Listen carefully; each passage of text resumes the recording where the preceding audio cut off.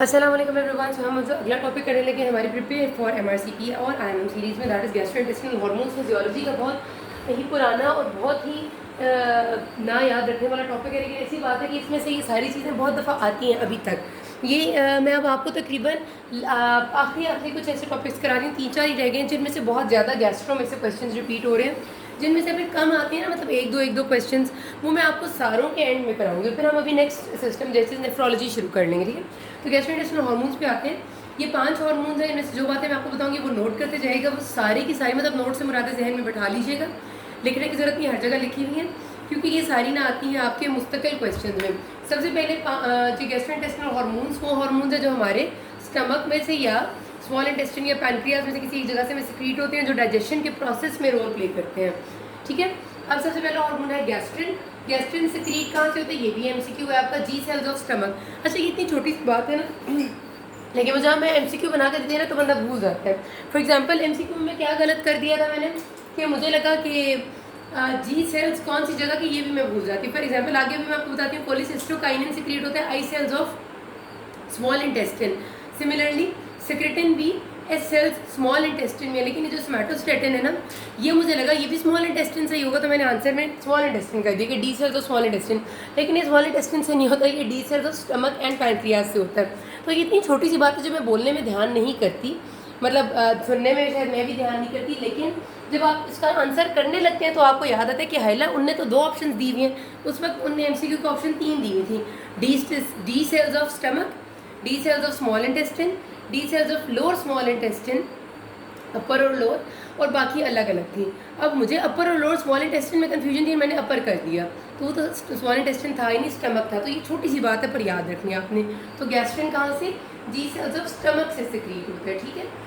अच्छा, इसका काम क्या है, ये इसमें से जो इसका काम आपके पास एमसीक्यू में आता है वो है increase the production of acid in the stomach and pepsinogen, ठीक है। ये 2 काम एक तो ये करते हैं। दूसरा एक और इसका जो काम है बहुत इंपॉर्टेंट, इंक्रीजेस गैस्ट्रिक मोटिलिटी। याद रखिएगा कि गैस्ट्रिन ने डाइजेस्ट तो करवाना ही है, गैस्ट्रिक मोटिलिटी को इंक्रीज करते हैं, ये गैस्ट्रिक एम्प्टिंग को प्रमोट करता है, स्टमक को खाली करने का काम ये करता है। बस आपने आसान लफ्जों में ये बात याद रखें कि गैस्ट्रिन वो हार्मोन है जो स्टमक को खाली कराना चाहते हैं, इंक्रीजेस गैस्ट्रिक मोटिलिटी, एम्प्टिंग। और एक बहुत इंपॉर्टेंट इसका फंक्शन जो एमसीक्यू में आता है, जो आंसर्ड रह जाते हैं, that is pancreatic sales maturation, ठीक है। पेनक्रियाटिक सेल्स मैचुरेशन, ये भी एमसीक्यू 2 दफ़ा आया है, जो मुझे बिल्कुल नहीं आता था कि पेनक्रियाटिक सेल्स को मैच्योर करने वाला गैस्ट्रिन होगा, ये मेरा दिमाग सोच ही नहीं सकता। तो ये प्लीज़ रट्टा लगा लीजिएगा, याद रखना। कोलिसिस्टोकाइनिन अगला हार्मोन है जो सिक्रीट होता है I cells of upper small intestine. Cholecystokinin और सिक्रेटिन दोनों स्मॉल इंटेस्टिन के हार्मोन्स हैं, ठीक है, अपर स्मॉल इंटेस्टिन। और अब क्या आपने याद रखना है कि ये दोनों हार्मोन्स ऐसे हैं जो कि स्टमक को रोकेंगे, यानी स्टमक की मोटिलिटी को कम करेंगे, उससे कहेंगे अपनी चीज़ें अपने पास रख, और बेसिकली ये कहेंगे कि जो खाना स्मॉल इंटेस्टिन में आया है पहले हम उसको डाइजेस्ट कर लें, बाद में हम स्टमक का मज़ीद खाना मंगवाएंगे, ये कहानी होती है। तो ये दोनों क्या करते हैं कि जो स्मॉल इंटेस्टिन का खाना डाइजेस्ट कराने के लिए हमें चीज़ें चाहिए, जिसमें पेनक्रियाटिक सिक्रीशंस हैं एंड बिलरी सिक्रीशंस हैं, ठीक है।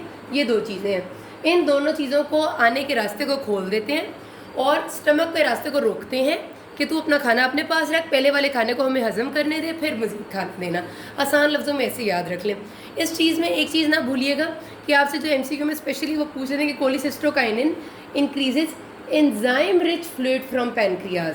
पैनक्रियाज ने 2 तरह का फ्लूइड देना होता है, एक एंजाइम रिच फ्लूइड होता है जिसमें डाइजेस्टिव एंजाइम्स होते हैं, और एक बाइकार्बोनेट रिच फ्लूइड होता है।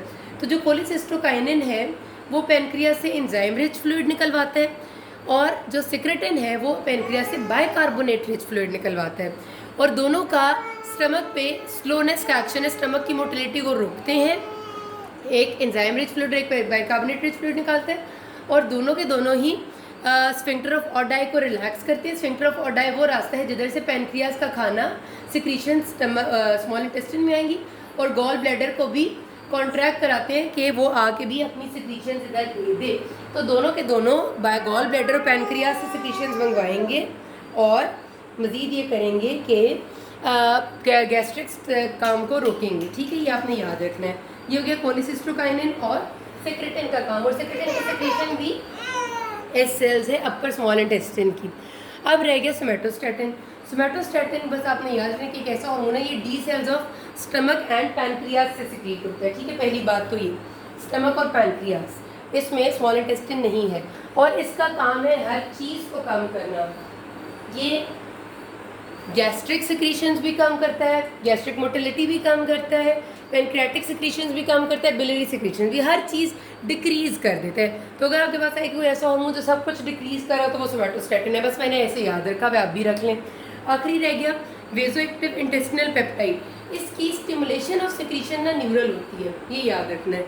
ये न्यूरल सिक्रीटरी हार्मोन है, मतलब ये मायोडायरेक्ट मीजर्स वाली सिलसिला, इसमें ये अंदर से नहीं सिक्रीट होता, तो न्यूरल सिक्रीशन है।